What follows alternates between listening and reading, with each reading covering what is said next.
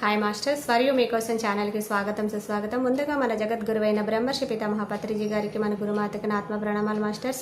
Okay masters, ప్రతిరోజు మన ఛానల్లోని ధ్యానం, స్వాధ్యాయం, సజ్జన సాంగత్యం జరుగుతుంది మాస్టర్స్. అలాగే జూమ్ సెక్షన్లో పాల్గొన్న మాస్టర్లకి, యూట్యూబ్లో చూస్తున్న మాస్టర్లకు కూడా ధన్యవాదాలు తెలుపుకుందాం. ఓకే మాస్టర్స్, ఈరోజు మన ఛానల్కి సీనియర్ పిరమిడ్ మాస్టర్ గారైన గీతాంజలి గారు నిజామాబాద్ నుంచి వచ్చారు. మేడం గారిని సాదరంగా ఆహ్వానించుకుందాం.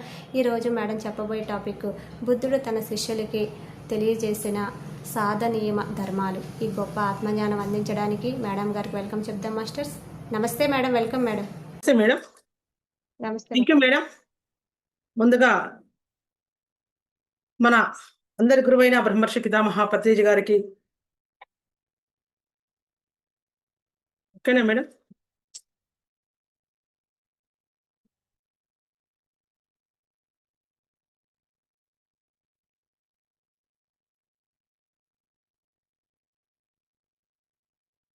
ముందుగా మనందరి గురువైన బ్రహ్మర్షి పితామహ పత్రిజీ గారికి, స్వర్ణమాలమ్మ గారికి, మరియు ప్రతిరోజు మాకు మా వెన్ను తట్టి ప్రోత్సహిస్తూ ప్రతిరోజు ఎంతో అపారమైన ఆత్మజ్ఞానాన్ని అందిస్తున్న బ్రహ్మర్షి తటవర్తి వీరరాఘవరావు సార్ గారికి, మరియు బ్రహ్మ విద్వరిష్ట తటవర్తి రాజ్యలక్ష్మి అమ్మగారికి శతకోటి ఆత్మ ప్రణామాలు సమర్పిస్తున్నాను.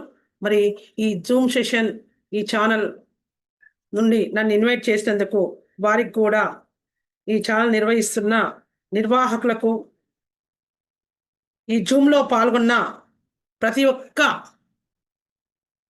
మాస్టర్కి, మరియు యూట్యూబ్లో వీక్షిస్తున్న వారికి, మరియు నా యొక్క ధ్యానాభివందనాలు మరియు నమస్సులు.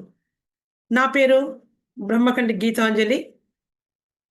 నేను ఆర్మూరు, అంటే ఇది నిజామాబాద్ జిల్లా, మన పత్రిగారు జన్మించిన జిల్లా.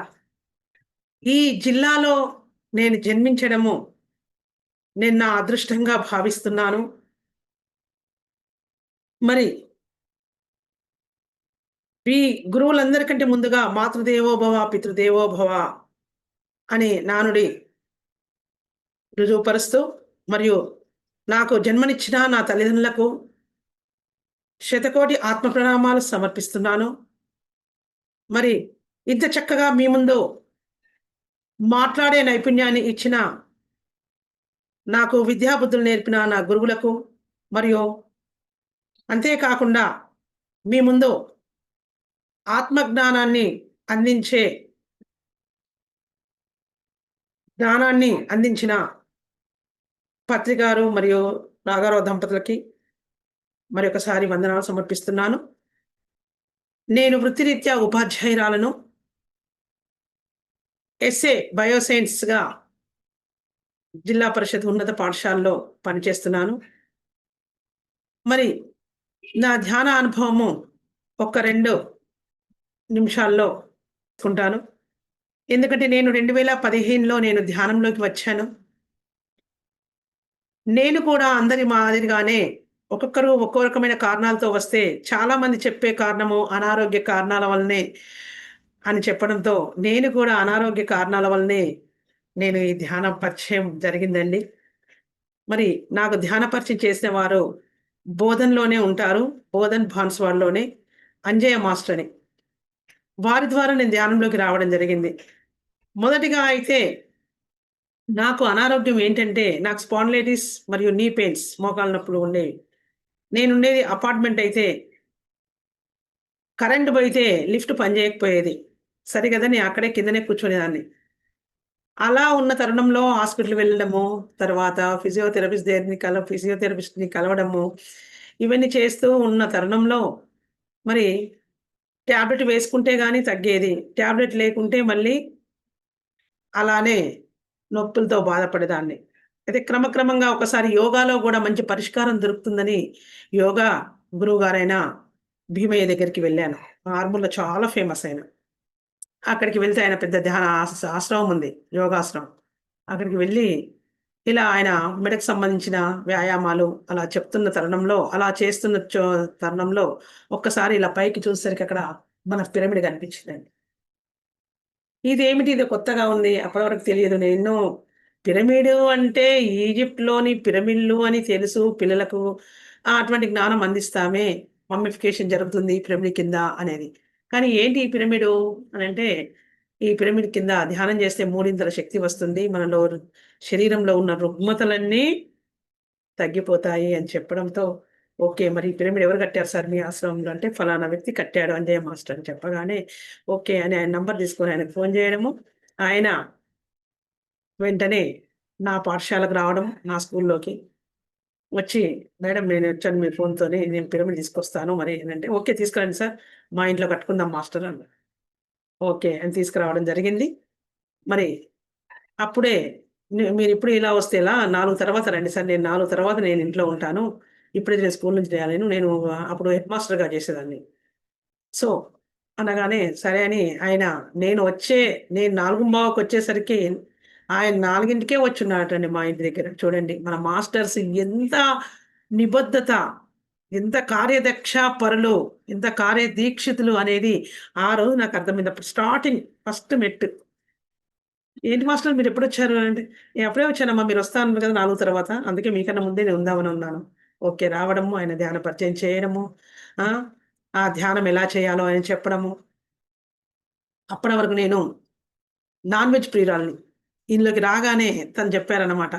"మేడం ఒక్క 40 డేస్ మీరొక దీక్షగా పెట్టుకొని మీరు నాన్ వెజ్ మానేసేయండి. ఆ నాన్ వెజ్ పాత్రల్లో గూడా వండుకొని తినకండి. ఇంతకుముందున్న పాత్రల్లో. పాత్రలు గూడా చేంజ్ చేయండి" అని చెప్పడంతో, "ఏహే! నా వల్ల గాదు సార్. మీరు చెప్పే ధ్యానము ఒక్క నాతో నాన్ వెజ్ మానడం నా వల్ల కాదు" అని చెప్పడం జరిగింది. మేము గదా విద్యార్థుల్ని స్కూలుకి రప్పించడానికి చాక్లెట్‌లిచ్చో, పెన్స్ ఇచ్చో, స్లేట్స్ ఇచ్చో పిల్లల్ని ఎలా రప్పించుకుంటామో, ఆ మాస్టర్ గూడా గొప్పతనం ఏంటంటే, మన మాస్టర్స్ గొప్పతనాలే అలాంటివి. ఏంటంటే తనేం జేశారు, "లేదు మేడం గారు ఒక్క విషయం నేను మీకు జెప్తాను. ఈ 40 డేస్ మాత్రమే మీరు తినకండి. ఈ 40 డేస్ ఎక్కడైతే కూర్చున్నారో నేను పిరమిడ్ కడుతున్నాను గదా! అక్కడే మీరు కూర్చొని దాని కిందనే కూర్చొని మీరు ధ్యానం చేయండి.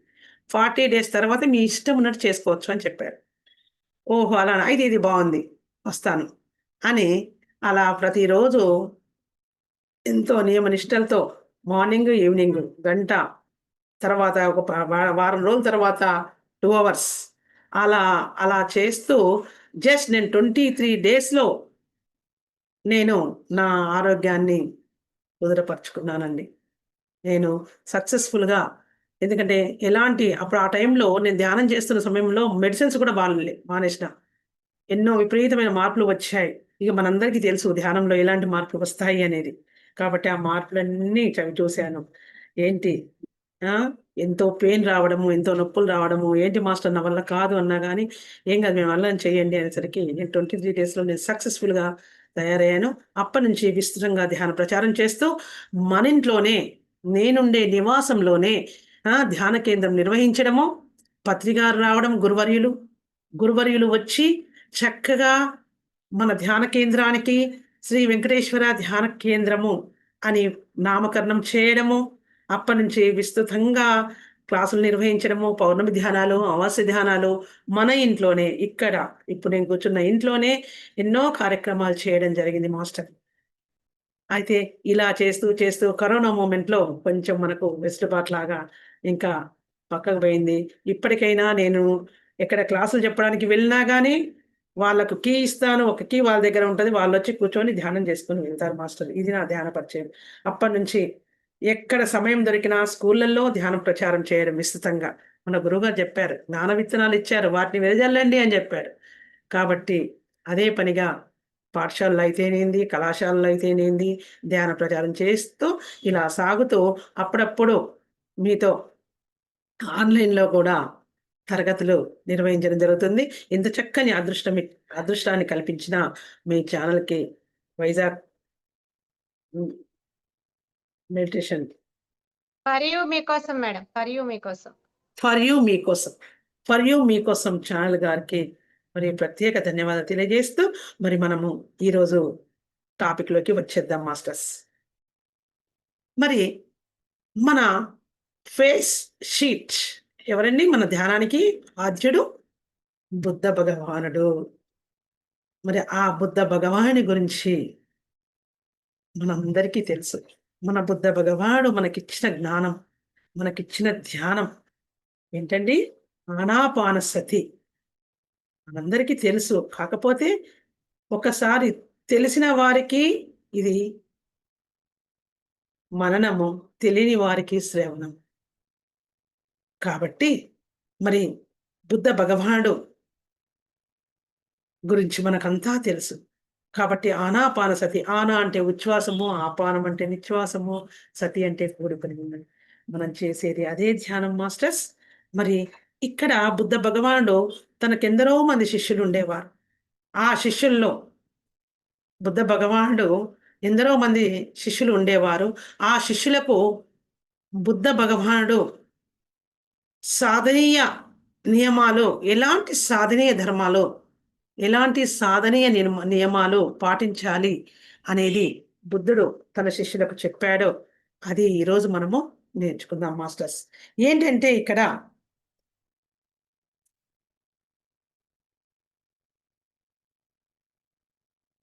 మరి బుద్ధుడు సాధన ప్రతిరోజు సాధన చేయించేవాడు శిష్యులకు.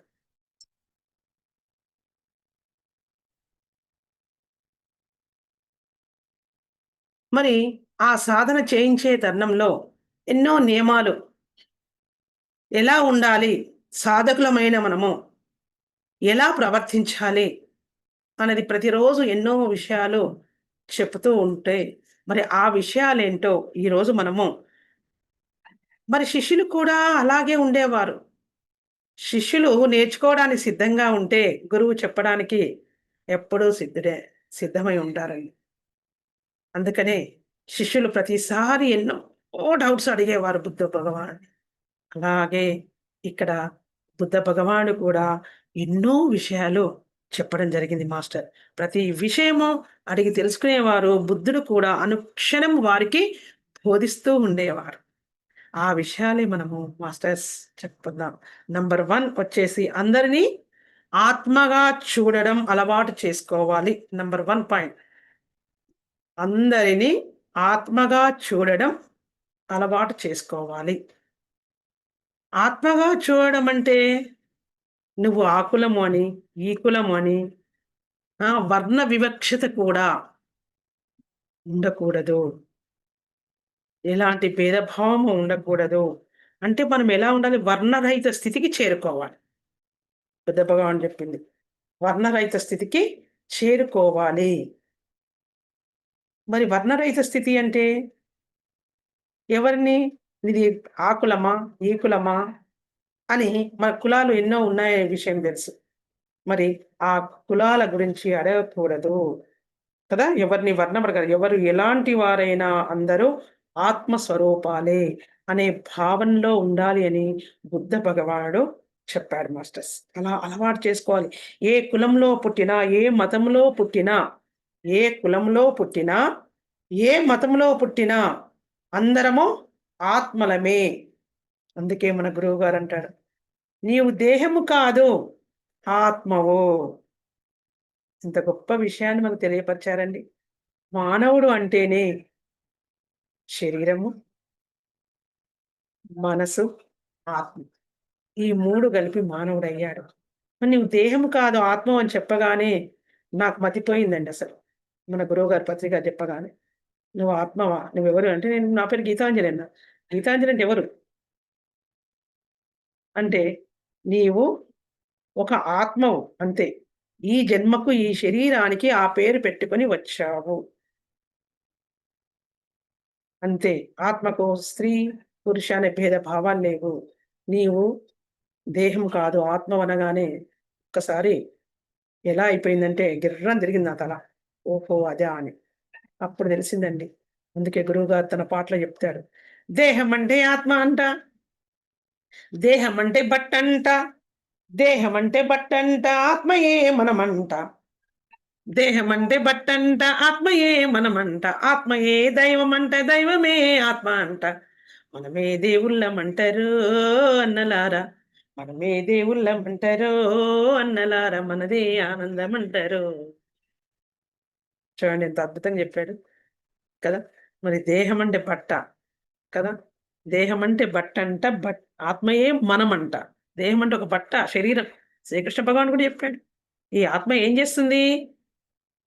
కొత్త వస్త్రాన్ని, పాత వస్త్రాన్ని వదిలి కొత్త వస్త్రాన్ని ఎలా ధరిస్తామో ఈ శరీరము, అలాగే ఈ ఆత్మ కూడా ఈ శరీరము వదిలి కొత్త శరీరాన్ని తీసుకుంటుంది. మనం ఇకనైనా మనము కళ్ళు తెరిచి ఈ మార్గంలోకి రావడము, మన గురువులు అందించడము ఎంతో అదృష్టవంతులం. అందుకే అందరినీ ఆత్మస్వరూపులుగా చూడాలి. తర్వాత రెండో విషయం, మన జీవితము ఇతరుల శ్రేయస్సు కోసమే ఉపయోగపడాలి మాస్టర్స్. నంబర్ 1, అందరినీ ఆత్మ స్వరూపులే వర్ణరహిత స్థితికి చేరుకోవాలి. నంబర్ 2, మన జీవితము ఇతరుల శ్రేయస్సు కొరకే ఉపయోగపడాలి. బుద్ధ భగవాన్ చెప్తున్నాడు శిష్యులకు కదా. మనం ఎదుటివారి కోసం చేసే ప్రతి కర్మ యజ్ఞఫలమే అవుతుంది. ఇక్కడ మనం తెలుసుకోవాలి మాస్టర్స్, మన గురువుల ద్వారా కూడా విన్నాం. ఎదుటివారి కొరకు చేసే ప్రతి కర్మ అది యజ్ఞఫలమే తీరుతుంది. కానీ మనము చేసుకునే కర్మ అది స్వార్థంగా మారి బంధానికి కారణమవుతుంది. మన స్వార్థం కోసం చేసుకునే మనం చేసుకునే కర్మ అది స్వార్థంగా మారి బంధానికి కారణమవుతుంది. అందుకే పరుల శ్రేయస్సు కొరకు పాటుపడమని చెప్పాడు. పరుల కోసము చేసిన పని అది యజ్ఞ కర్మయ్యి అది ఎక్కడికండి? మోక్షానికి దారితీస్తుంది మాస్టర్. ఇతరుల కోసం చేసే పరుల శ్రేయస్సు కొరకు మనం పాటుపడే కర్మ అది యజ్ఞ ఫలమై మన మోక్షానికి దగ్గరవుతాం.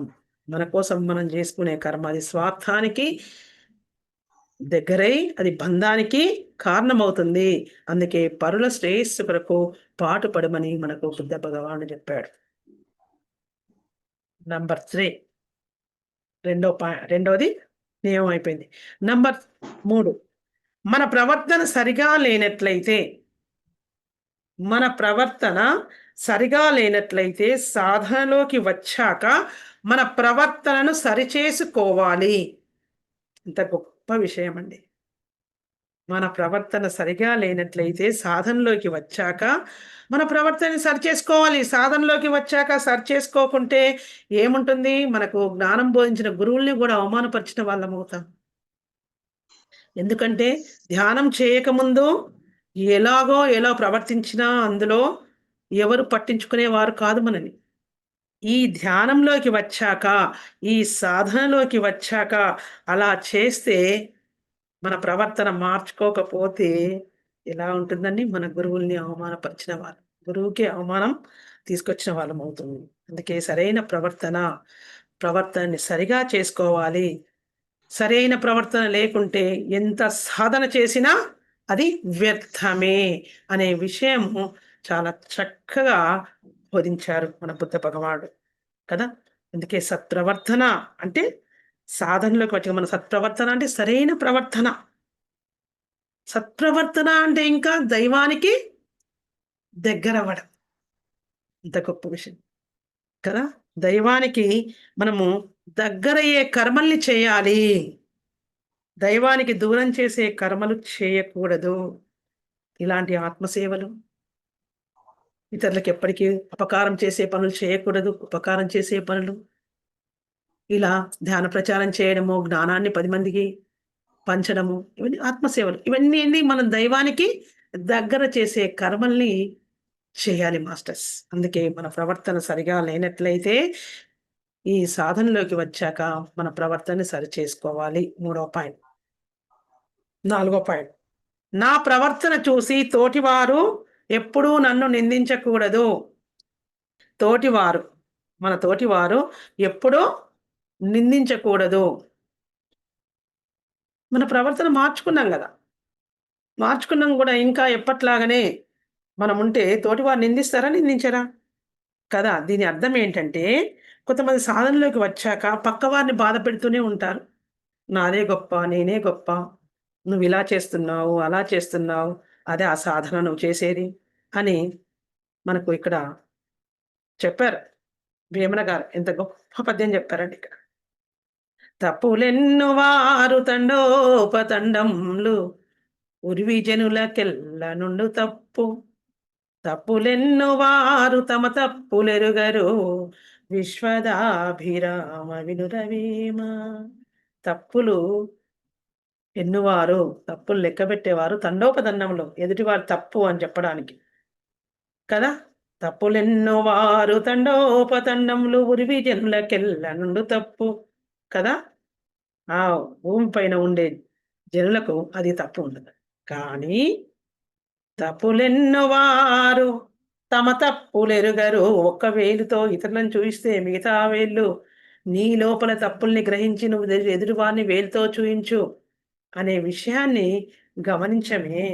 అందుకే ఎదుటివారిని తప్పులు చేస్తాం, ఎదుటివారిని వేలెత్తి చూపుతాం. ఇది తప్పు. కాబట్టి సో మాస్టర్స్, మనము ఎదుటివారి తప్పులు లెక్కబెట్టే వాళ్ళే ఎక్కువ మంది ఉంటారు ఈ లోకంలో. ఇది సరైన సాధన కాదు. ఇప్పుడు లోకంలో ఇలాంటి వారే అధికంగా ఉన్నారు. మనల్ని మెచ్చుకునేటట్లుగా ఉండాలి. అలా కాకుండా ఒక్కసారి నీలో నీ పొరపాట్లను సరి చేసుకొని ఇతరుల పొరపాటుని వేలెత్తి చూపు. అప్పుడు కరెక్ట్. అది రైటా మరి నేను ఎదుటివారిని అంటున్నాను, నేను బాధ పెడుతున్నానేమో అని ఒక్క క్షణం ఆలోచించి మాట్లాడు. జాగ్రత్తగా మాట్లాడు కదా. అలా ప్రవర్తించినప్పుడు మనం ఒకవేళ ఎదుటివారు తప్పు చేయకున్నా వారిని నిందిస్తే ఏమవుతుంది? మనలో ఆత్మఘోష ఉంటుంది. తర్వాత తెలుసుకున్నాక ఎంత బాధపడతాం. మన ఆత్మ ఘోషిస్తుంది, అబ్బా నువ్వు తప్పు చేసావు, అనవసరంగా వాళ్ళని నువ్వు దూషించావు. ఏ చిన్న తప్పు చేసినా మన ఆత్మ హెచ్చరిస్తూ ఉంటుంది, తస్మాత్ జాగ్రత్త. నువ్వు తప్పు చేసావు, అనవసరంగా వారిని దూషించావు. మరి అందుకే అలా పట్టించుకోకుండా మాట్లాడితే ఆత్మఘోష మనలో తప్పదు. అందుకే సత్ప్రవర్తనతో ఉండాలి. ఒక జ్ఞాని కూడా మన ప్రవర్తనను చూసి నిందించకుండా ఉండాలి. ఒక జ్ఞాని మన ప్రవర్తనను చూసి నిందించకుండా ఉండాలి మాస్టర్. అందుకే నా ప్రవర్తన చూసి తోటివారు ఎప్పుడూ నిందించకూడదు అనేది మనము ఈ 4వ పాయింట్లో చెప్తున్నాం. నెక్స్ట్ తర్వాత 5వది, మనకు కావలసిన వారి నుండి, బంధువుల నుండి, సంఘం నుంచి, మనకు కావలసిన వారి నుంచి, బంధువుల నుంచి, సంఘం నుంచి దూరంగా ఉండడము అలవాటు చేసుకోవాలి. మళ్ళీ వాటిని వదిలామా అని బాధపడకూడదు. ఎంత చక్కని అంశం అండి చూడండి. మనకు కావలసిన వారి నుంచి, బంధువుల నుంచి, సంఘం నుంచి దూరంగా ఉండడం అలవాటు చేసుకోవాలి. మరి వాటిని వదిలిన తర్వాత అయ్యో వదిలామా అని బాధపడకూడదు. చాలా మంది ఏం చేస్తామంటే ధ్యాన ప్రచారానికి వెళ్తాం మాస్టర్. వెళ్ళాక ఏం చేస్తామంటే అక్కడికి వెళ్తాం, ధ్యానం చెప్పడానికి క్లాస్లోకి వెళ్తాం, ఆఫ్లైన్ క్లాస్లకి వెళ్ళినప్పుడు బాగా రాత్రి అయిందనుకో, అయ్యో ఇక్కడే చెప్తున్నాను క్లాసు, మరి నా ఇంటికాడ ఏమైందో, నా భర్త ఏం చేశాడో, నా పిల్లలు ఏం చేశారో, ఏమైందో అని ఇంటి గురించి ఆలోచిస్తే అది కరెక్టా? ఇంకా మన బంధంలో ఉన్నట్టే. అక్కడికి వెళ్ళాం, నీ కర్తవ్యం నిర్వర్తించిన తర్వాత అప్పుడు ఆ పని అయిపోయిన తర్వాత అప్పుడు నీ ఇల్లు గురించి, నీ భర్త గురించి అప్పుడు ఆలోచించు. అందుకే ఇక్కడ మనకు కావాల్సిన వారి నుంచి బంధువులను దూరంగా అలవాటు చేసుకోవాలి. ఎందుకంటే ఎంత దూరంగా ఉంటే అంత. తామరాకు మీద నీటి పొట్టు ఉంటుందా అండి? ఉండదు. అలా ఉండాలి అని చెప్తారు మన గురువులు కూడా. తామరాకు మీద నీటి పొట్టులాగా ఎలా నిలుస్తుందా? నిలవదు. కాకపోతే మనం కూడా అలానే ఉండాలి. ఆకాశం అందరికి కనిపిస్తుంది. ఆకాశం అంతుందా? ఆకాశం ఉందా? కనిపిస్తుందా? కనిపిస్తుంది. ఉందా? ఉంది. మరి అందుతుందా? అందదు. అలా ఉండాలి. ఆకాశం లాంటి వ్యాపన శక్తి ఒక ధ్యానిలో ఉండాలి అని మన గురువులు చెప్తున్నారు. అంటే సంఘంలో ఉండాలి, సమాజంలో ఉండాలి, అన్నట్టుగా ఉండాలి. మరి అక్కడికి చేసేది ఏంటి మనము? మనం ధ్యానం చెప్పడానికే వెళ్ళాం. వారు నా బంధాలు కాదు. ఇక్కడ నాకు బంధాలు వీరు కాదు అని అనుకుంటాం కదా. నీవు ప్రజల కోసం త్యాగం చేయకుంటే, ఇక్కడ బుద్ధ భగవాన్ చెప్పాడు, ఇక్కడ నీవు ప్రజల కోసం త్యాగం చేయకుంటే నువ్వు ఎప్పుడు దైవంగా మారవు. ఎంత గొప్ప విషయం చూడండి. మనం త్యాగం చేయాలి. ఎస్, మనతో అవుతుంది అయ్యే పని మనము చేయాలి. వెళ్ళి అక్కడ ఆ సమయంలో జీవించు. గతము వద్దు, భవిష్యత్తు వద్దు, వర్తమానమే ముద్దు కదా. గతాన్ని విగతం చేసుకుంటే వర్తమానం బహుమానం అవుతుందని మన గురువుగారు ఎంత చక్కగా ఉద్బోధించారండి కదా. మరి వర్తమానంలో జీవిద్దాం. భవిష్యత్తు గురించి బెంగ లేదు, గతం గురించి బాధ లేదు. మరి వర్తమానంలో జీవించండి. ఆనందమే ఆనందం. ఎంత ఆనందంగా ఉంటుంది. అసలు మాటల్లో అలివి లేదండి. అద్భుతం అసలు. క్షణ క్షణం ఆనందకరమైన జీవితమే. అందుకే మన ప్రవర్తనని 10 మంది మెచ్చుకునేలా మనం ఉండాలి. మనకు కావలసిన బంధాలు వారు కాదు, వీరు. మనకు ఇల్లు, సంసారం, పిల్లలు, బంధువులు వాళ్ళంటాం కదా! అది కాదు. ఇక్కడ మనకు కావాల్సింది ఆత్మీయులు, ఆత్మబంధం. ఆత్మబంధాన్ని బలపరుచుకుందాం. దాన్ని ఆత్మీయుల్ని ఎక్కువ చేసుకుందాం. ఆత్మబంధువుల్ని ఆత్మబంధువులుగా మార్చుకుందాం. అద్భుతంగా ధ్యానాన్ని విస్తృతంగా ప్రచారం చేద్దాం. అప్పుడు మనకు తెలుస్తుంది. ఆహా! మనం చేయాల్సింది పని ఇది. మనం దీనికోసం వచ్చాము. చూడండి ఎంత చక్కని అంశాన్ని చెప్పారు కదా! నీవు మనకు కావాల్సిన వారి నుంచి, బంధువుల నుంచి, సంఘం నుంచి దూరంగా ఉండాలి. దూరంగా ఉండడం అలవాటు చేసుకుంటే నువ్వు దైవంగా మారతావు అని ఇంత అద్భుతంగా చెప్పారండి. తర్వాత నెక్స్ట్ పాయింట్ ఆరవది. నా కర్మలకు నేనే వారసుడిని. నా కర్మలే నిజమైన ఆస్తి. నా కర్మలకు నేనే వారసుడిని. ఆ కర్మలే నాకు నిజమైన ఆస్తి అని తెలుసుకోవాలి. ప్రతి జ్ఞాని తెలుసుకోవాలని చెప్పడం జరిగింది. నా కర్మలకు నేనే వారసుడిని. నేను తీసుకొచ్చుకున్న కర్మలే నాకు నిజమైన ఆస్తి. తల్లిదండ్రుల నుంచి వచ్చే ఆస్తిపాస్తులు కావు. అవి ఆస్తులు కావు. కర్మలు కదా! ఏదో మనకు చిన్న దెబ్బ తాకంగానే, బాధ కాంగానే ఏదో ఆహ్, జరగగానే భగవాన్ నన్ను ఎందుకిట్లా చేశావు? నాకెందుకు ఈ కష్టాలొచ్చాయి అని బాధపడతామే. ఒకప్పుడు కర్మ సిద్ధాంతం తెలియనప్పుడు విస్తృతంగా చాలా బాధపడేదాన్ని, ఏడ్చేదాన్ని. అయ్యో! భగవాన్ ఏంటి నాకిలా కష్టాలు తెప్పించావు? నేనేం తప్పు చేశాను? కానీ తర్వాత ఈ జ్ఞానంలోకి వచ్చాక తెలిసింది. ఓహో! ఇది గతజన్మ తాలూకు కర్మల్ని నేను తీసుకొచ్చుకున్నానే. నా సంచితంలోయే. నా ప్రారబ్ధ కర్మలే. అవి ఖచ్చితంగా అనుభవించాలి అని తెలుసుకున్నాక మన దుఃఖం ఎందుకొస్తదండి? యెస్. హ్యాపీగా అనుభవిస్తాం. అవునా? కాబట్టి సో, చాలామంది ఇక్కడ ఏమనుకుంటారంటే, నా తల్లిదండ్రులిచ్చే డబ్బే గాని, ఇంటి ఆస్తిపాస్తులు, ఇల్లు గాని ఆ! ఇవన్నీ ఇస్తారు గదా! వాళ్ళు కూడబెట్టుకున్నయి. అవే నిజమైన ఆస్తి అని భావిస్తాం. కానీ అవి కావు నిజమైన ఆస్తిపాస్తులు. మనం తీసుకొచ్చుకున్న కర్మలే నిజమైన ఆస్తిపాస్తులు కదా! మనము ఆ కర్మలే అవి మనం సొంతంగా తీసుకొచ్చుకున్నాం. ఈ ఆస్తిపాస్తులు ఇక్కడుండే ఈ భౌతికంగా ఉండే ఆస్తిపాస్తులు తల్లిదండ్రుల నుంచి రావచ్చు. కానీ మనం అనుభవిస్తున్నామే ఆ కర్మలన్నీ మనము సొంతంగా తెచ్చుకున్నాం. అందుకే బుద్ధ భగవానుడు చెప్పాడు. కర్మ నీ ఆస్తి అని బుద్ధుడు అంటాడు. మనకు వచ్చే కష్టాలు, నష్టాలు, బాధలు కదా! మనకు వచ్చే కష్టాలు, నష్టాలు, బాధలు ఇవన్నీ స్వయంకృత అపరాధం. కాబట్టి నీ కర్మలే నీకు నిజమైన ఆస్తిపాస్తులు. అందుకని మన గురువుగారు చక్కగా చెప్పాడు. విత్తు బట్టి చెట్టు అంట. చూడండి తను ధ్యానం చేద్దాం దాంట్లో ఎంత బాగా చెప్పాడు గురువుగారు. విత్తు బట్టి చెట్టు అంట, కర్మ బట్టి ఫలితమంట. విత్తు బట్టి చెట్టు అంట, కర్మ బట్టి ఫలితమంట. చెడు చేస్తే చెడు అంట, మంచి చేస్తే మంచి అంట. చెడు చేస్తే చెడు అంట, మంచి చేస్తే మంచి అంట. ధ్యానం చేస్తే జ్ఞానం అంట, జ్ఞానం చేస్తే ముక్తి అంట. శక్తిని పెంచుదామురో అన్నలారా, శక్తిని పంచుదామురో. కదా! విత్తు బట్టి చెట్టు అంట. విత్తు బట్టే చెట్టు ఉంటుంది. కర్మ బట్టే ఫలితం ఉంటుంది. నువ్వు చేసుకున్న కర్మ బట్టే ఫలితం ఉంటుంది. చెడు చేస్తే చెడు అంట. మంచి చేస్తే మంచి వస్తుంది. ధ్యానం చేస్తే జ్ఞానం. జ్ఞానం చేస్తే జ్ఞానం వస్తే ముక్తి. జ్ఞానాగ్ని దగ్ధ కర్మాణం శ్రీకృష్ణ భగవానుడు గీతలో కూడా చెప్పాడు. కదా! ధ్యానం చేస్తే జ్ఞానం వస్తుంది. జ్ఞానం వల్లనే మన కర్మలన్నీ దగ్ధమవుతాయి. అంటే కర్మరహితమవుతాయి. అని ఇంత బాగా తెలిసుండి కూడా మనం తప్పులు చేస్తున్నామే. ఇకనైనా ఈ బుద్ధ భగవానుడు చెప్పినట్టు, మన గురువులు చెప్పినట్టు మనం నడుచుకుంటే ఎంతో అద్భుతంగా మనము ముక్తికి అర్హులమవుతాం. అందుకే ముక్తిని పెంచుదామురో అన్నలారా, శక్తిని పంచుదామురో.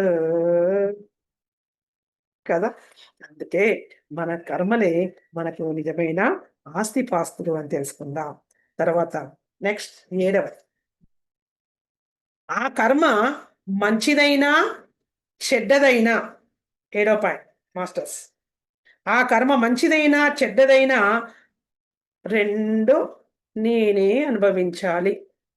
ఆ కర్మ మంచిదైనా, చెడ్డదైనా 2 నేనే అనుభవించాలి. ఈ విషయంలో నిరంతరము ఎరుకతో ఉండాలి. ఆ కర్మ మంచిదైనా, చెడ్డదైనా నేనే అనుభవించాలి. ఈ విషయంలో నిరంతరము ఎరుకతో ఉండాలి. కదా! అని ఇంత చక్కని పాయింట్ చెప్పాడు. మనం ఏం చేస్తున్నాం? మనము ఎరుకతో ఉంటున్నామా? కొన్ని సందర్భాల్లో ఎరుక లేకుండానే కర్మలు చేస్తుంటాం. కదా! ఎంత విచారించదగ్గ విషయం, ఎంత శోచనీయం. తెలియదు. అప్పుడు అయ్యా! ఎరుక కోల్పోయామే అనుకుంటాం. కదా! అంటే ఎరుకతో ఉండాలి మనం చేసే పని ఏదైనా. మనిషిని బంధించేవి కర్మలే అండి. కదా! ఈ కర్మ వల్లనే జన్మ. అవునా? జన్మ వల్లనే దుఃఖం. మరి కర్మలు ఎలాంటి కర్మలుండాలి? మంచి కర్మలుండాలి. కదా! మోక్షానికి దగ్గర చేసే కర్మలు చేయండి. అంత అద్భుతంగా చెప్తున్నాడు. మరి జన్మకు కారణం కర్మలే. ఎరుకతో కర్మలు చేయమని బుద్ధ భగవానుడు చెప్పాడే. మనం చేసే ఏ కర్మ అయినా బంధం ఉండకూడదు. ఆ బంధమే జన్మకు కారణమవుతుంది. ఆ బంధమే జన్మకు కారణమవుతుంది. మనం మోక్ష కర్మలు చేయడానికే ప్రయత్నించాలి. ఇక్కడ మనందరికి తెలిసిన కథ ఒకటుందండి. జడభరతుని కథ. దాదాపు మనం ఇందులోకొచ్చాక అందరం వినే ఉంటాం. జస్ట్ చూచాయగా ఒక్క 2 నిమిషాలు చెప్పేస్తాను. అంటే కర్మ వల్లనే జన్మ. జన్మ వల్లనే దుఃఖం. కదా! ఏ కర్మ అయినా బంధం బంధంతో ఉండకూడదు. జన్మకు కారణం కాకుండా ఉండాలి. కదా! ఎరకతో కర్మలు చేయమని చెప్పాడు మన బుద్ధ భగవానుడు. చేసే కర్మ బంధంగా ఉండకూడదు. అంటే ఇక్కడ బంధంగా ఎలా మారింది అనేది మనం జడభరతుడి కథలో చూసాం. ఏంటంటే జడభరతుడు తన రాజ్యాన్ని తన కుమారులకు అందరికీ కట్టబెట్టేసి, తన కుమారుడికి పట్టం కట్టేసి, తను మంచిగా వానప్రస్థంకెళ్తాడు. చక్కగా సాధన చేసుకుంటూ, మోక్ష కర్మలే చేస్తూ, నేను సాధన చేసుకొని మోక్షానికి దగ్గరవుతాను అని వెళ్ళి, అక్కడ ఒక నది ఒడ్డున ఆశ్రమాన్ని ఏర్పాటు చేసుకొని, చక్కగా అక్కడ ఉంటాడండి. ఉంటూ ప్రతిరోజు సాధన చేసుకుంటున్నాడు. సాధన చేస్తూ ప్రతిరోజు నదికి వెళ్ళి అక్కడ స్నానం ఆచరించి వస్తూ ఉండేవాడు. అలాగే ఒకరోజు అలానే వెళ్ళి స్నానం ఆచరించి వస్తూ ఉండగా, ఒక లేడీ, ఒక లేడీ కూనని ప్రసవించింది. ప్రసవించి అది తల్లి లేడీ చనిపోయింది. ఆ లేడీ కూనని చూసాడు. చూడండి, జన్మరాహిత్య స్థితికి చేరుకోవాలని, ఎంతో తపనతో సాధన చేయాలని ఆయన అక్కడికి వెళ్లి సాధన చేస్తున్న తరుణంలో ఇవన్నీ పరీక్షలండి మనకు. ఆయనేం జేశాడు? ఓహో! అంటే అక్కడ ఆయన ఆలోచించిందేంటంటే, అయ్యో! ఈ లేడీ కూనని ఏదైనా జంతువు నోట కరుచుకుంటే చనిపోతుంది. చూస్తూ, చూస్తూ లేడీని చంపుకోలేము కదా! అని అక్కడ ఆయనేం జేశాడు? మమకారం అనే బంధంలో ఇరుక్కొని, ప్రేమ, మమకారం, అయ్యో! ఈ లేడీ చనిపోతుందే, ఏదన్నా జంతువు నోట కరుచుకొని పోతే ఇంత లేడి కూన, అప్పుడే కళ్ళు తెరవని లేడి కూన, దీన్ని రక్షిద్దాము అనే భావనతో ఆయన తన ఇంటికి, తన ఆశ్రమానికి తీసుకెళ్ళాడు. ఆశ్రమానికి తీసుకొని దాన్ని అల్లారు ముద్దుగా పెంచుతున్నాడు. ఆ లేడీ చేసే చేష్టలు, ఆ! ఆ లేడీ అందంగా గంతులు వేయడము, అవన్నీ చూస్తూ చాలా ఆనందపడిపోయాడు. ఆనందపడిపోయి సాధన కొంచెం కొంచెము తగ్గుతూ వచ్చింది. ఆ మమకారంలో ఇరుక్కున్నాడు కాబట్టి. సో, అలా క్రమక్రమంగా కొంత సాధన చేస్తూ, ఆ లేడీని చూస్తూ మురిసిపోతూ ఉన్న తరుణంలో, ఎవరమైనా మనము ఇక్కడి వారం కాదు గదా! ఇహలోక వాసులం కాదు. మనం పరలోక వాసులమే. అక్కడికి వెళ్ళాల్సిందే. సో, ఆయన మరణం ఆసన్నమైంది. ఆయన వెళ్ళే సమయం వచ్చింది. అప్పుడు మరణించే సమయంలో ఈ లేడీ కూన ఎలా? అయ్యో! లేడీ ఎట్లా? ఎట్లా? ఎట్లా? అంటూ ఆయన శరీరాన్ని వదిలిపెట్టాడు. వెళ్ళిపోయారు గదా శరీరము. లేడి ఎలా ఎలా అంటూ మనకు శ్రీకృష్ణ భగవాన్ చెప్పాడు, యద్భావం తద్భవతి. నువ్వు ఎలా ఎలా ఆలోచిస్తే అలాంటి భావనలే వస్తాయి కదా, అలాంటి ఫలితాన్నే పొందుతావు. కాబట్టి ఈయన లేడి ఎలా ఎలా ఎలా అంటూ శరీరాన్ని చాలించాడు కాబట్టి ఆ ఆత్మ ఏమైపోయింది, మళ్ళీ జన్మ తీసుకునేటప్పుడు ఒక లేడి జన్మను తీసుకోవాల్సి వచ్చింది మాస్టర్స్. చూడండి ఎంత ఉత్కృష్టమైన జన్మ మన మానవ జన్మ. 84 లక్షల జీవరాశుల్లోకెల్లా ఉత్తమోత్తమైన జన్మ ఈ మానవ జన్మ కదా. ఇంత చక్కని మానవ జన్మ నుంచి మళ్ళీ ఆయన ఇంకా ఉత్కృష్టమైన జన్మను తీసుకోవాలి, లేదా జన్మరాహిత్య స్థితికైనా వెళ్దామని అనుకున్న తరుణంలో ఈ బంధంలో, మమకారం అనే బంధంలో ఇటువంటి కర్మ చేశాడు. ఆ లేడిని పెంచాడు కాబట్టి ఆ కర్మ బంధంలో ఇరుక్కోవడం వలన ఆయన ఏమైంది, మళ్ళీ లేడి జన్మ తీసుకోవాల్సి వచ్చింది మాస్టర్స్ కదా. మరి ఆ లేడి జన్మకు కారణం ఏంటి, ఈ లేడి అనే లేడిని పెంచాడు. లేడిని పెంచడంతో ఆ కర్మబంధంలో ఇరుక్కున్నాడు. మరి ఎరుకతో ఉండాలి, నా కర్మలు చేసేటప్పుడు ఎరుకతో ఉండాలి అని అంత అద్భుతంగా చెప్పాడే నాకు బుద్ధ భగవానుడు కదా. ఆ కర్మ మంచిదైనా చెడ్డదైనా నేనే అనుభవిస్తాను అని అనుకున్నప్పుడు మరి ఇక్కడ ఏమైంది, ఇక్కడ మంచిదైన చెడ్డదైన అనుభవించాల్సిందే. ఇక్కడ ఏమైంది, ఇక్కడ ఈయన ఆ మమకారం అనే బంధంలో ఇరుక్కోవడం వలన మళ్ళీ లేడి జన్మ ఎత్తాల్సి వచ్చింది. చూడండి, లేడి జన్మ ఎత్తి మళ్ళీ మంచి ఆ లేడి జన్మలో ఉండి కూడా మంచి కార్యాలే చేసి మళ్ళీ ఆ లేడి జన్మను చాలించి మళ్ళీ మంచి ఆయన మోక్ష స్థితిని పొందాడు అని మనం ఈ కథలు విన్నాం.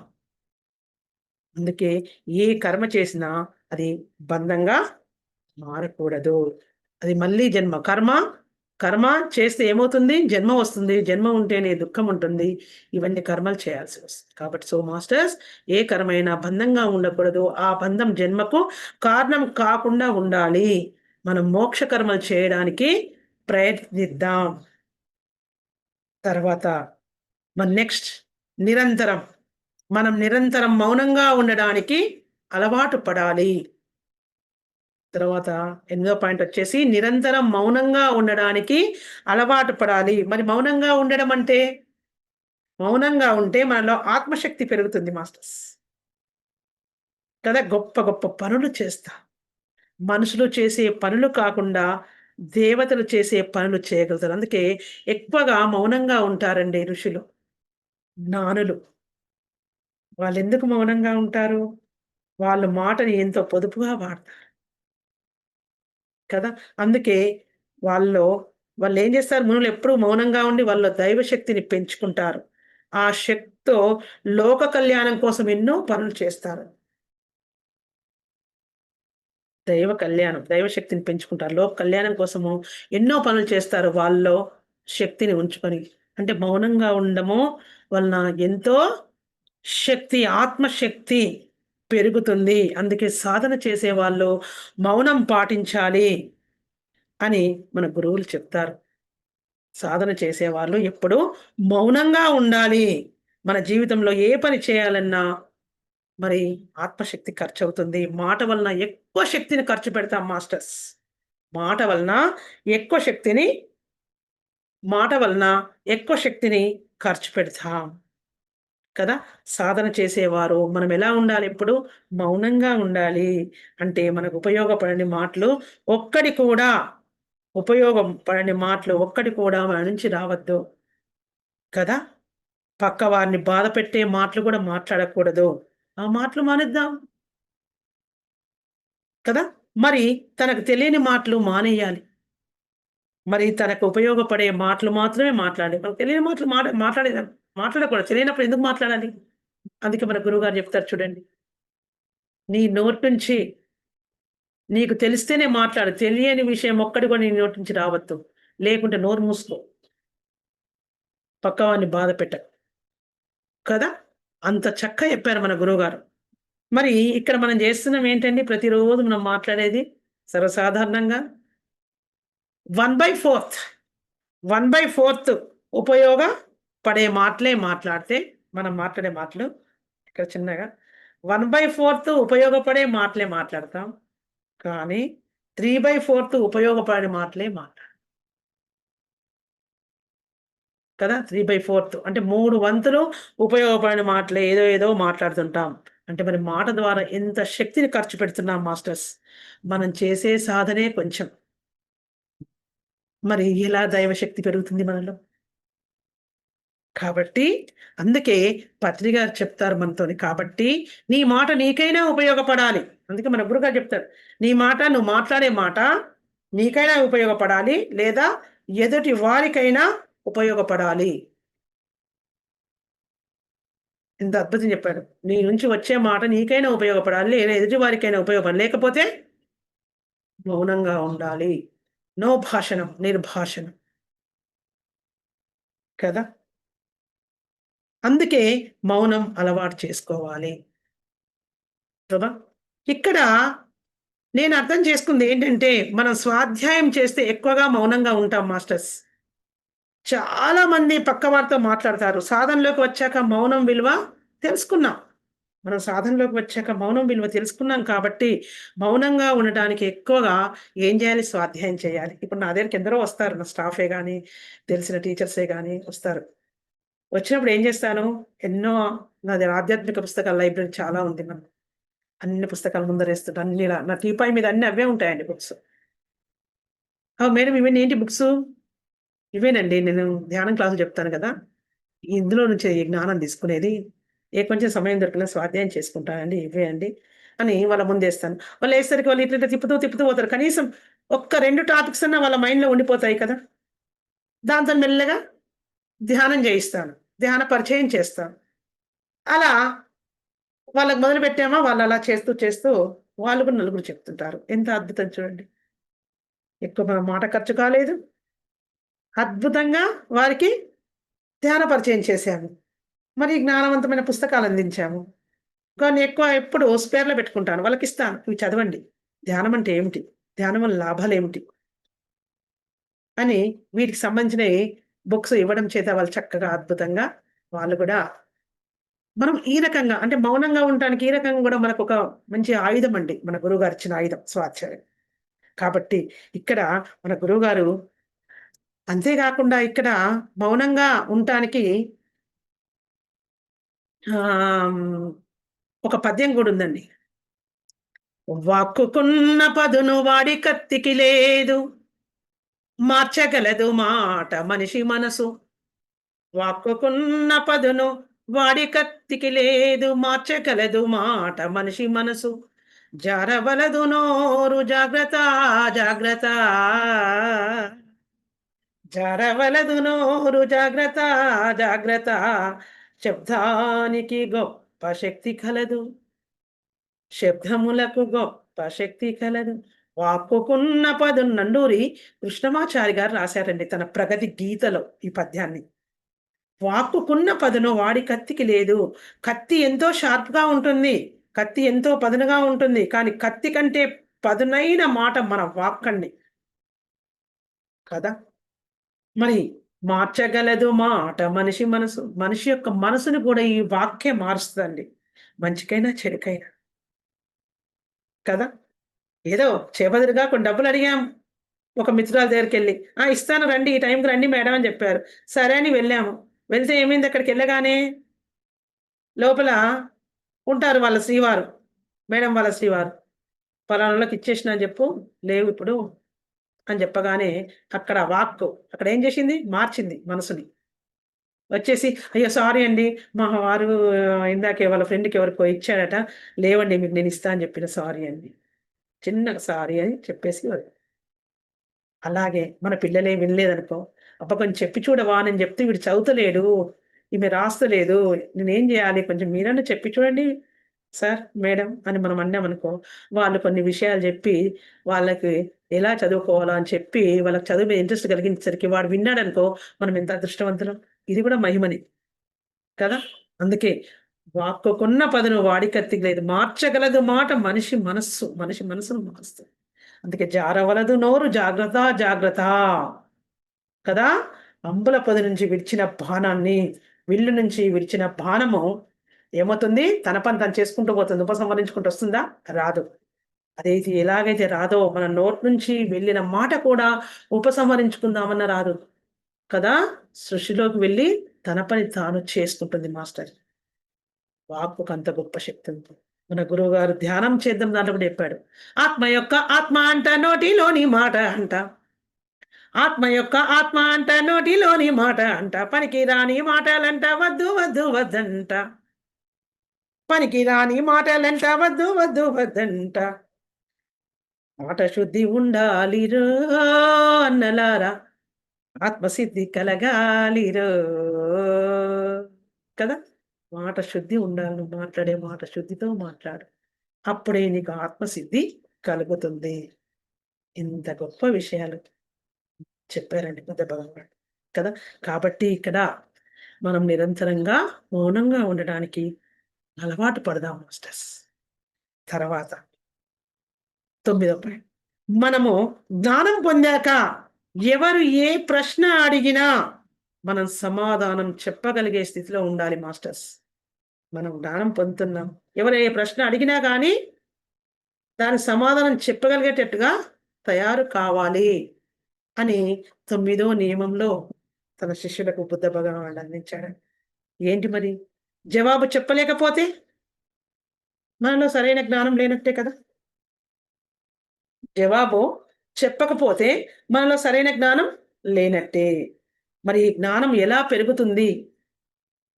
ఈ జ్ఞానము మనలో ఎలా పెరుగుతుంది అంటే ఎవరి వల్ల మాస్టర్స్? గురువు జ్ఞానం వలన. గురువు సాంగత్యం వలన. గురువు సాంగత్యం వలన మరియు సజ్జన సాంగత్యం వలన. గురువు సాంగత్యము గురువు గారి వలన. గురువుతో ఉండడం వలన. తర్వాత సజ్జన సాంగత్యము, తర్వాత స్వాధ్యాయం వలన, విచారణ వలన కదా! గురువు సాంగత్యం, సజ్జన సాంగత్యం కదా!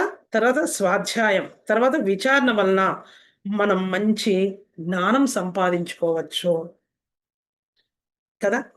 మరి ఈరోజు మనము ఈ స్థాయిలో ఉన్నామంటే మనం గురువులు చెప్పిన జ్ఞానమే కదా మాస్టర్స్. కదా! గురువుల సాంగత్యము, సజ్జన సాంగత్యము, విచారణ, స్వాధ్యాయం. ఈ నాడిటి వల్లనే మనం ఈరోజు ఇలా ఉన్నాం. మరి ఉన్నంత మాత్రాన ఈ స్వాధ్యాయము, సజ్జన సాంగత్యము, ఈ జ్ఞానము, విచారణ ఉన్నంత మాత్రాన్నే ఎదగలేము. ఏం చేయాలి? మనం జ్ఞానం తెలుసుకున్నాం. నా జ్ఞానం నాలోనే ఉండనా? మన జ్ఞానం మనలోనే ఉండనా? కాదు. ఈ జ్ఞానము మనం 10 మందికి పంచాలి మాస్టర్స్. అప్పుడు మనము జ్ఞానవంతులము. ఇంకా జ్ఞానం పెరుగుతుంది. ఎంత జ్ఞానవంతమైన లాభం లేదు. ఇక్కడ మనకు వివేకానందుడు చెప్తాడండి ఒక సూక్తి. వివేకానందుడు ఏం చెప్తాడంటే, నీవు సృష్టికి వేప గింజంత అంటే వేపకాయంత జ్ఞానం ఇస్తే, సృష్టికి వేపకాయ ఎంత చిన్నగా ఉంటది మాస్టర్స్. వేపకాయ ఎంత జ్ఞానం ఇస్తే పనస పండంత జ్ఞానము ఆ సృష్టి నీకు ఇస్తుంది. చూడండి ఎంత గొప్ప విషయం. పనస పండంత జ్ఞానం ఆ సృష్టి ఇస్తుందట. అందుకే మనలో జ్ఞానం ఉంది నిండుగా. దీన్ని ఏం చేయాలి మనము? ఖాళీ చేస్తూ పోవాలి. ఖాళీ చేస్తుంటే ఆ పరమాత్మ మనకు తట్టల కొద్ది జ్ఞానాన్ని మనలో నింపుతుంటాడు కదా! అందుకనే వేప గింజంత జ్ఞానం సృష్టికిస్తే పనస పండంత జ్ఞానం ఇస్తుందని మన వివేకానందుడు చెప్పాడు. అలాగే మరి నదిలో నీళ్లు ఉంటాయి మాస్టర్స్. ఇక్కడ ఒక ఉదాహరణ తీసుకుందాం మనం ఇక్కడ. నదిలో నీళ్లు ఉంటాయి. ఆ నది ఏం చేస్తుంది? నదీమ తల్లి పంట పొలాలకు, మనకు, ఎందరికో ఎన్నో అవసరాలను తీరుస్తూ ప్రవహిస్తూ వెళ్ళి సముద్రంలో కలుస్తుంది. సముద్రంలో కలిసి మళ్ళీ తర్వాత సముద్రంలో నీరు వేసవి కాలంలో ఏమవుతుంది? ఆవిరైపోయి ఆవిరి రూపంలో ఆకాశంలో మేఘాల్లో నిల్వ ఉండి అప్పుడు మేఘాలు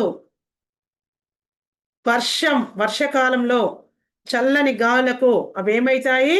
ఆ ఆవిరి రూపంలో ఉన్న నీరు వర్షంలా కురిసి మళ్ళీ భూమి మీదకి చేరుతుంది మాస్టర్స్. చూడండి, నదీమ తల్లి ఉంచుకుందా తన నీళ్ళని తనలోనే ఉంచుకోలేదు. తను ఇస్తూ పంట పొలాలకు ఇచ్చింది, దారిన పోయే బాటసార్లకు ఇస్తుంది, మన మన అవసరాలను తీరుస్తుంది కదా! మన సముద్రంలో కలిసి తన రూపాన్నే మార్చుకుంది. సముద్రంలో కలిసిపోయింది కదా! కలిసిపోయినా కానీ మళ్ళీ ఎండాకాలంలో ఏమైంది? ఆవిరైపోయింది. వేడిమికి ఆవిరైపోయి మళ్ళీ చల్లని గాలులు తాగ్గానే మళ్ళీ వర్షంలా భూమి మీదకి వచ్చి మళ్ళీ అలానే ఉండిపోయింది. అందుకే నదిలో నీళ్లు ఎప్పుడు తీయగా ఉంటాయి మాస్టర్స్. ఎందుకంటే ప్యూర్ అంటే శుద్ధ జలం. పారే నీళ్ళకి దోషం లేదు, తాగొచ్చు అని అంటారు మన పెద్దవాళ్ళు కూడా. మనం విన్నాం ఈ సూక్తి కదా. మరి నూతిలో నీళ్లు, ఒక బావి ఉంది. మరి బావిలో నీళ్లు తోడకపోతే ఎలా ఉంటుంది? కంపు కొడతాయి. అది శుద్ధమైన జలమా? కాదు. వాసన వస్తాయి. అందుకే మనం కూడా ఎలా ఉండాలి? నది తన నీళ్ళని ఎలా ఇస్తుందో, మరి జ్ఞానవంతులమైన మనము మనలోనే జ్ఞానం ఉంచుకుంటే నూతిలో నీళ్లు ఎలా కంపు కొట్టాయో, మన జ్ఞానం మనలోనే ఉంటే అలానే ఉంటుంది. కాబట్టి నది మాదిరిగా మనం ఏం చేయాలి? మన జ్ఞానాన్ని, నది ఎలా నీరు అందరికి పంచుతూ వెళ్ళిందో మనం కూడా మన జ్ఞానాన్ని పంచుతూ ఉండాలి కదా. నది తన నీళ్ళని ఎలా ఇస్తుందో మరి మనము కూడా అలా ఇవ్వాలి. నీళ్లు తోడని బావిలాగా ఉండకూడదు. అలా ఉంటే మన జ్ఞానం ఏమవుతుంది? పాడవుతుంది. అందుకే ప్రతి సాధకుడు ఎలా ఉండాలి? ప్రవహించే నదిలా ఉండాలి. ప్రతి సాధకుడు ఎలా ఉండాలి? ఒక ప్రవహించే నదిలా ఉండాలి. ఈ విధంగా జ్ఞానాన్ని పెంచుకోవాలని మన పత్రి గారు కూడా చెప్పారు కదా. అందుకే పత్రి గారు మనకేం చేశాడు? పెంచితే పంచబడుతుంది, దాచితే దోచుకోబడుతుంది కదా. అందుకే జ్ఞానాన్ని ఏం చేయాలా? పంచండి. పంచితే నీలో తట్టల కొద్ది జ్ఞానము ఆ పరమాత్మ నీకు ఇస్తూనే ఉంటాడు. ఏదైనా డబ్బైనా, జ్ఞానమైనా ఏదిచ్చినా పెరుగుతుంది కదా. అందుకే మనకి ఇక్కడ పత్రి గారు ఏం చేశాడు? మనకి జ్ఞానం అనే విత్తనాలు ఇచ్చాడు మాస్టర్స్. జ్ఞానం అనే విత్తనాలు మనకిచ్చాడు. ఇచ్చి వాటిని ఎలా మొలకెత్తింపజేసుకోవాలని చెప్పాడు? జ్ఞానం అనే విత్తనాలను ఈ శరీరం అనే పొలంలో వేసి, ఏంటి? జ్ఞానమనే విత్తనాలను ఈ శరీరం అనే పొలంలో వేసి, ధ్యానమనే నీరు పోసి, స్వాధ్యాయమనే ఎరువును వేసి, సజ్జన సాంగత్యం అనే కృషి చేస్తే,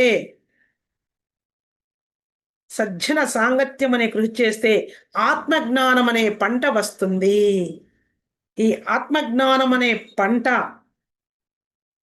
10 మందికి పంచితే బ్రహ్మజ్ఞానం అనే మహావృక్షం వస్తుంది. ఎంత గొప్ప విషయం చెప్పాడు చూడండి కదా.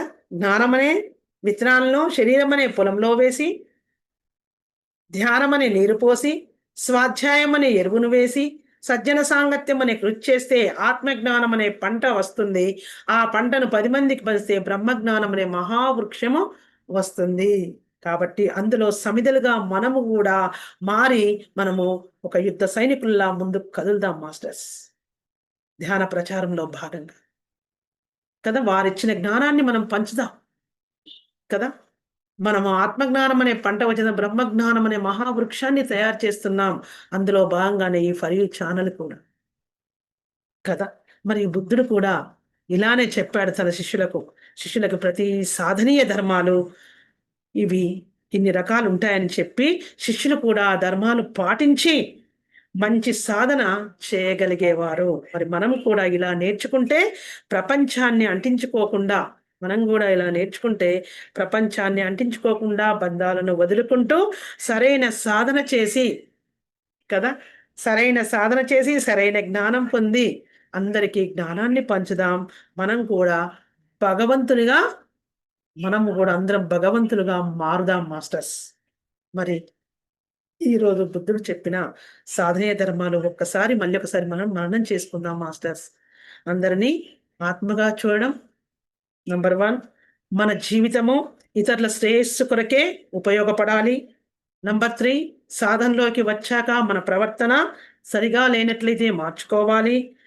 తర్వాత 4వది, నా ప్రవర్తన చూసి తోటివారు ఎప్పుడూ నన్ను నిందించకూడదు. 5వది, మనకు కావలసిన వారి నుండి, బంధువుల నుంచి, సంఘం నుంచి దూరంగా ఉండడం అలవాటు చేసుకోవాలి. నా కర్మలకు నేనే వారసుని, నా కర్మలే నాకు నిజమైన ఆస్తిపాస్తులని తెలుసుకోవాలి. 6వ పాయింట్. 7వ పాయింట్ వచ్చేసి ఆ కర్మ మంచిదైనా చెడ్డదైనా నేనే అనుభవించాలి, నిరంతరం ఎరకతో ఉండాలి అనే విషయము తెలుసుకున్నాం. తర్వాత 8వ నిరంతరం మౌనంగా ఉండాలి అని తెలుసుకున్నాం. తర్వాత జ్ఞానం వచ్చాక జ్ఞానం పొందాక ఎవరు ఏ ప్రశ్న అడిగినా మనము సమాధానం చెప్పగలిగే స్థాయిలో ఉండాలి అని చెప్పుకున్నాము. తర్వాత ప్రతి సాధకుడు ఎలా ఉండాలి? ఒక ప్రవహించే నదిలా ఉండాలి అనే ఈ విషయాలన్నీ మనం ఈరోజు సాధన ధర్మాల్లో భాగంగా చెప్పుకున్నాం మాస్టర్. మరి నాకు ఇంత చక్కని అవకాశం ఇచ్చిన for you channel, for you Zoom వారికి మరొకసారి ప్రత్యేక ధన్యవాదాలు తెలియజేస్తూ, మరి ఇంత చక్కని జ్ఞానాన్ని అందించిన గురువులందరికీ నా యొక్క శతకోటి ఆత్మ ప్రణామాలు తెలియజేస్తూ, మరి ఈ జూమ్లో ఉన్న ఆత్మ బంధువులందరికీ, మరి యూట్యూబ్లో వీక్షిస్తున్న వారికి మరొకసారి ధన్యవాదాలు తెలియజేస్తూ ముగిస్తున్నాను. Thank you, thank you, thank you. Thank you madam, thank you so much madam. For you మీకోసం మన ఛానల్కి వచ్చి ఎంతో గొప్ప ఆత్మజ్ఞానం అందించిన మాస్టర్లందరికీ, గీతాంజలి గారికి, పుష్పలత గారికి ధన్యవాదాలు తెలుపుకుందాం మాస్టర్స్. అలాగే ప్రతినిత్యం ఎరుకతోటి ధ్యానం, స్వాధ్యాయం, సజ్జన సాంగత్యం చేద్దాం మాస్టర్స్.